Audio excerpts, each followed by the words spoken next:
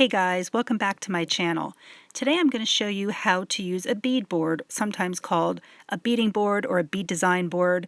So if you're new to jewelry making, you're going to want to watch this. This is a really handy tool. If you're new to my channel, welcome. I'm Laura Beth Love and I'm an artist and author, and I work in all different types of creative media, especially jewelry making. So let's get started. I wanted to do a quick video showing you how to use a bead board. Now, I recently gave my bead board to my daughter, or I should say I loaned it to her, and she started making jewelry, and then I found that I might as well just buy a new one. So I purchased this one at Michael's. It was about $5. There are different ones you can buy. There are ones that are two-part. They have a lid.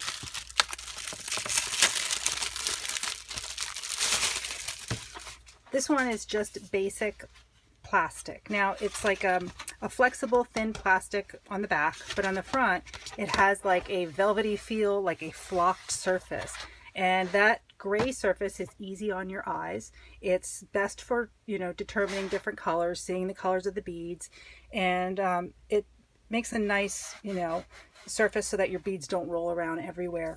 Now this type of bead board, you can make a necklace that's about up to, I think, 34 inches. And what you do is, looking at it with the 0 in the bottom, that's where your centerpiece would be, or like your pendant, if you were going to have a pendant on your necklace. You start and you count up to how long you want it. Now this is measured in inches and in half inches. Every number that has a circle on it is an inch, and then the lines in between are half inches. So to determine the length of a necklace, let's say you want to make an 18-inch necklace, you would take 18 and divide that by 2, and that gives you 9. And you start here at 0 and you would count up to 9 on one side and then do the same on the other, 9 on the other side, and that would be the length of your necklace.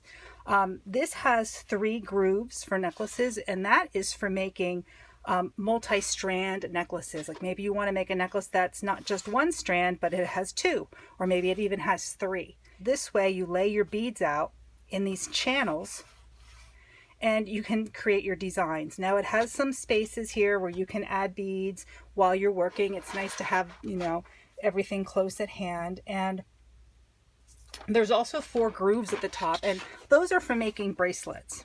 And one other thing I want to add is, whenever you're measuring to make your bracelet or to make a necklace, you always have to account for the clasp. And I usually account between under 1 inch, over half an inch, so maybe around 3/4 of an inch, but you always want to, you know, account for that in your length. All right, so let me show you something. In my first book, Boho Chic Jewelry, I have a project that I made from a teacup, and it's this bracelet. And it's cute little bluebirds. And I show in this book how to make it. I have all the directions. And I call it the You Crack Me Up teacup bracelet because it's made from a broken teacup. Anyway, when I went out to do the photography, my publisher sent me away to do all the step-out photography. And those are all the step-by-step photos. We take them, I think it was like 350 photos. When we do that, we make multiples. So I had to make multiples of that item for each step because it would take forever to do the photography if I had to sit and do 25 or 20 or 25 projects from start to finish. And so I found that when I came home, I had all these extras, which I haven't yet made into jewelry. And this was part of that bracelet. And what I did was, when I got home, I removed the soldered on loops that I had on the side because I thought I would make these into necklaces.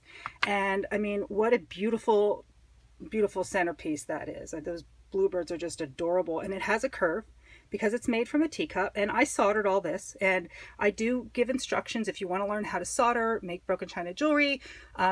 You know, there's directions in my Boho Chic Jewelry book, and that's available from my publisher, Penguin Random House, or basically all major booksellers. It was a bestseller for quite a while, but I'm sure you can get a copy on Amazon.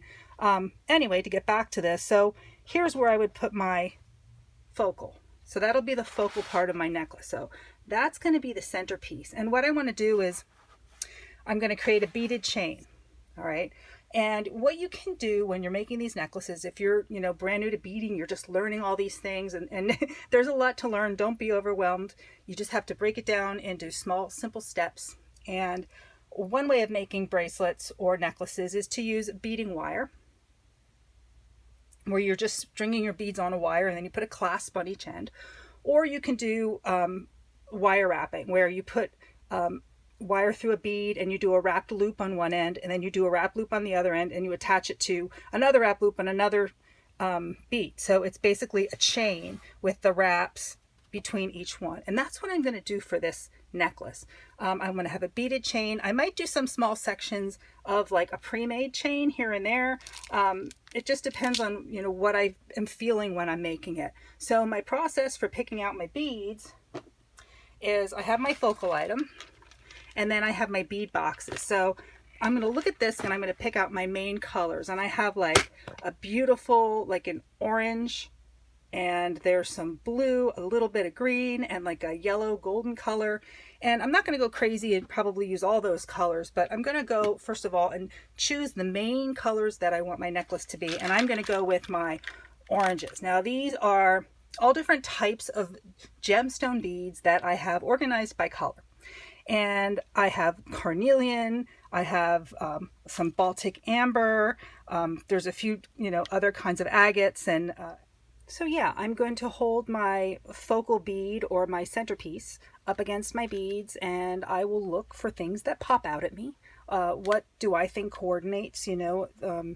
You can choose whatever you like. I chose some amber, I chose some carnelian, some other beads. And what you can do is you can take those and you can put them right in the pockets here. I like to put mine in just like a little berry bowl or a teacup, and then I lay them out. But I showed you the oranges, and also one other thing is you can either do your necklace. I mean, you can do it any way you like it, but you can do all different kinds of beads in just no particular order. Or I like to do symmetrical. I like to do 2 pearls, 2 carnelian, 2 lapis, 2 more carnelian, 2 amber, like one on each side, matching, symmetrical. So when I'm choosing my beads, I will also take that into account. And like if I pull out 2 of a larger bead, I'll put a whole bunch in my hand, and I'll find ones that are relatively the same shape and the same size, so that it doesn't look lopsided when someone's wearing it, that there's like this really giant bead over here and this small one over here. So then, here's my blues. Let's take a look at these. And I chose some of this beautiful lapis I have here, and I think I chose some denim, and what else did I pick? Apatite. Oh, some angelite. So yeah, so that's how I do it. That's how I store my beads. And then let me show you what I chose, because I picked them out earlier and I have them all in this bowl. And I have some pearls in here too. I have a few silver beads. I have some spacer beads.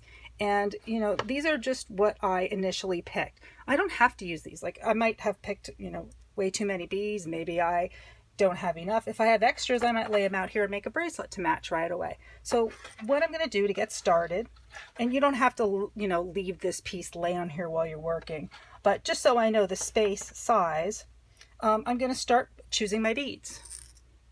So let me make sure I'm zoomed in. So let's say I'm going to start with 2 pearls. So I have a few different pearls in here, and I have some white pearls, and I have some that are more of like a champagne colored finish, and I have some that are like a rice shape, and I have the potato shape, and some rounds. So what I'm going to do is I'm going to pick 2 that are the same, very close, same, close in color, close in size. That's, when you're making earrings too, you want to make sure that you do that. And then I have some small silver spacers. I'll just stick 2 of those there.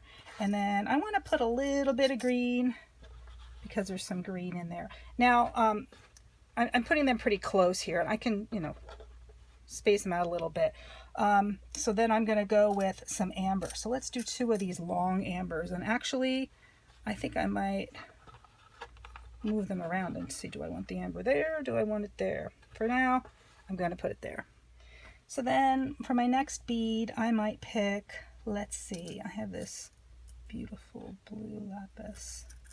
Pick 2 of those. They're very small, but color is just phenomenal, and they really pack a punch. So let's do some round amber, and let's do another spacer probably in between those two. And let's see, maybe I will go with I think I'm going to go with another small lapis. And like sometimes this takes me a long time, other times I put it together relatively quickly. So here, as I said before, I have some of these larger carnelians. Carnelian is hot right now, and my daughter told me that. And I guess it's very popular, and it's always been one of my favorite stones. You know, it always reminds me of like so much medieval jewelry. It's like there was a lot of carnelian. So what I'm going to do here is I'm going to put them on the palm of my hand, and I'm going to look for two that are relatively the same shape and size, like these two. And those are going to go here, and then I'll pair two more up. So let's see, that's kind of a lumpy one. Here's kind of these two look pretty close. So then I'll put these, you know, for later use, I'll put them kind of up higher. But continuing, let's go with a light blue. I think I need to add a pearl to brighten some of this up a little bit. So let me find two that are relatively the same. I want to make sure that I pick ones that the hole is drilled the same direction. I have some pearls that I have the holes drilled the long way, and then I have some that are drilled, you know, across the middle the short way. So, and then I have this larger silver bead. Okay, and then I think we're going to go with some dark blue. So I don't want to go from a really big bead to a really small bead, so I'm going to go, you know, the larger and then the medium. So then maybe let's say that one is like 12 to 14 millimeters. Instead of going to like a 4 millimeter or like a 3.5 millimeter, I'm going to jump down to like a 6. And then, you know, I have another one here that's like maybe about a 11 or 12 millimeter. And that's just the way I like to do things. You know, everybody does things their own way. And, you know, it's fine however you do it. And as you can see, I'm not even going like right from bead to bead. I'm like just kind of filling in, you know, like I know I want that color coming up soon. And you know, there isn't a rhyme or reason to it. I mean, unless you want there to be, you know, when you decide that, you know, you want things done a certain, you know, way, you want maybe things to be very exact, and that's fine. Make sure I put some more of these silver spacers in, that I don't forget to add those.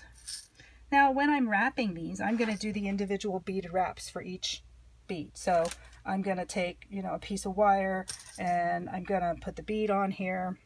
Here's an example. Here's one that I had made for the project in the book. Here I strung, you know, some beads onto a wire. I did a wrap loop on the bottom first, and then I strung the beads on, and then I made a neck for it, and I made another like a circular loop shape on the top. And then this is going to hook onto the next one I do with the next bead. So let's say I'm starting at the centerpiece. I can thread that right onto my pendant, and I can, you know, do a wrapped loop on here, and then I'm going to, you know, pick my next bead and put my next one on, and so on and so forth. So this takes a long time to do this kind of beading. It takes a long time. It's not like you're just stringing them on a you know, piece of wire and then, you know, putting ends on. Those are beautiful as well. If those break, the beads are going to go everywhere. This is sturdy, and it really is like a real good handcrafted look. And I've done a few of them in the past, and I've put them in my Etsy shop. I don't do them too often because they are, you know, quite time consuming, but I do enjoy making them, especially, you know, when I have a piece of china that's like a really special piece like that deserves like something really showy, I think. So I'll have to dig through some of my pictures of some of the past, you know, necklaces that I've made like this, the hand beaded, hand linked ones, and I'll put some in this video so you can see a few toward the end. So again, I'm going to continue building this, you know, and so on and so forth. I'm just adding my beads, and I will, you know, at times, you know, change things around, move things. Let's see, I have some of these larger silver beads, maybe one there, or you know what, maybe not. Maybe let's put it between, see, I might just move things around over and over again. And as I said, like while I'm making this and putting this together, a lot of times I'll say, oh, you know, wait, no, I don't like the way that looks. And you know, I need, you know, something different in there, or here's a shiny small silver bead. So yeah, I also go into my silver beads, sometimes, you know, my pearls, like with this necklace, and I'll choose just a variety of different things that look good to me, you know, and that's what's important, that it looks good to you. Now already I'm past 18 inches. I'm at like 20 inches already. But my necklaces, when I fill this beadboard up, I'm going to end up with a really long necklace. This necklace is going to be very long. It's going to probably be about 32, 34 inches long. So it's going to have a long, you know, beaded chain. But once I do these wraps, it's going to extend this. They're not going to be all squished together, obviously, as they are here. Now, when I do a wrap, sometimes I'll put like 3 or 4 beads on it, or maybe not that many, like 2 or 3. But, you know, in the end, it all comes together. And then one thing I can tell you that's like a really good hint that's important to do is once you're all finished and you have this beadboard, your necklace is taken away, you've done it, and you have little bits of maybe metal on here, or you have beads left, put those beads away. And I'm telling you from experience, if you leave your beads lay around on your beadboard, you'll never put them away. I used to just put them in like a little bowl like this. I have these all over my workbench full of like gems and beads and whatnot. And I found that I regretted not putting the beads away after I finished my project. And that's just because I was so busy and I just want to get to the next thing, because I'm working on like 5 or 6 things at one time. Maybe I'm painting, or I'm, you know, working on a video, or working on my Etsy shop, or, you know, doing something else. But take the time, put the beads away where they belong, in the cases. And another thing, you know, one day you might look for that color and say, oh, you know, I had these great amber beads. Gee, I wish I knew where the last 2 were. And that way you keep everything pretty organized. So I hope you enjoyed this video. Be sure to check back. I have a really neat craft coming up soon. And yeah, make sure you give it a like and subscribe if you haven't. Make sure you hit the little bell next to the subscribe button so that you can get notified when I release a new video. See you next time.